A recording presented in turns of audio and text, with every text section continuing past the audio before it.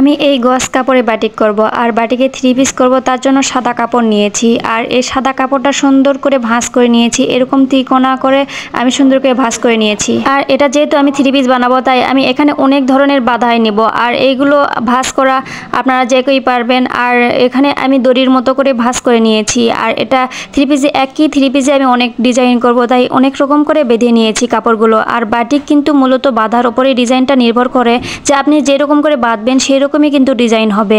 এরপর আমি গরম পানি ঢেলে নিচ্ছি আর এখানে ফুটন্ত গরম পানি নিয়েছি। এরপরে আমি সুন্দর করে এখানে রং এবং মেডিসিন সবগুলো অ্যাড করে দিচ্ছি। তবে মেডিসিনের ক্ষেত্রে খেয়াল করবেন যখন আপনি মেডিসিন গরম পানিতে দিবেন তখন কিন্তু বলক ওঠা শুরু করবে। আর যদি বলক না ওঠে তাহলে মনে করবেন এটা ড্যাম হয়ে গেছে, তাহলে সেখানে আর রং মেশাবেন না।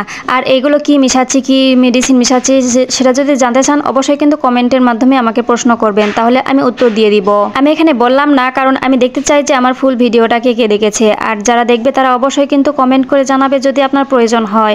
এরপর আমি কিন্তু এখানে রং ঢেলে নিচ্ছি আর এখানে আমি কাঠালি কালারটা নিয়েছি এবং ভ্যাট কালারটা নিয়েছি।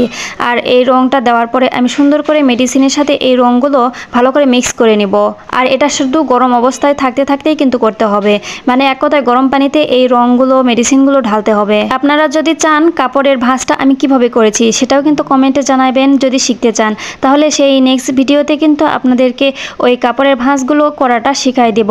এরপরে যখন আমি সুন্দর করে রংগুলো মিক্স করে নিয়েছি তারপরে আমি আস্তে আস্তে এখানে সাদা কাপড়গুলো যেগুলো বাঁধাই রেখেছিলাম সেগুলো এই রঙের ভিতর চুপিয়ে নেব এবং সুন্দর করে একটা, যেহেতু এই পানিটা গরম তাই কোনো কিছুর মাধ্যম দিয়ে সাহায্য নিয়ে আমি এটা সুন্দর করে খুঁচিয়ে খুঁচিয়ে সবখানতে যাতে এই রংটা ভরে তাই আমি সুন্দর করে রঙের ভিতর ডুবিয়ে নিব এবং একটু সময় নিয়ে এই কাজটা করব যাতে সবগুলোতে রঙগুলো পৌঁছে যায়। আর এটা কিন্তু গরম থাকতে থাকতেই করে নিব।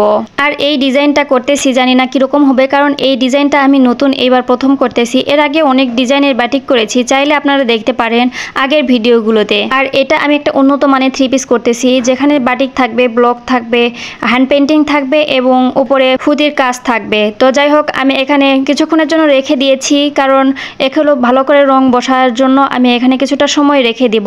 আর আপনারাও এভাবে কিছুটা সময় রেখে দেবেন, তারপর সুন্দর করে ওয়াশ করে নেবেন।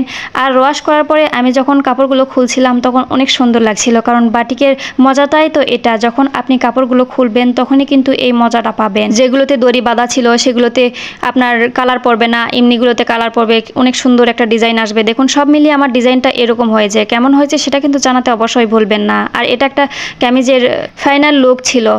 আর কে কোথায় থেকে দেখতেছেন আমার ভিডিওটা সেটা জানাতে অবশ্যই ভুলবেন না।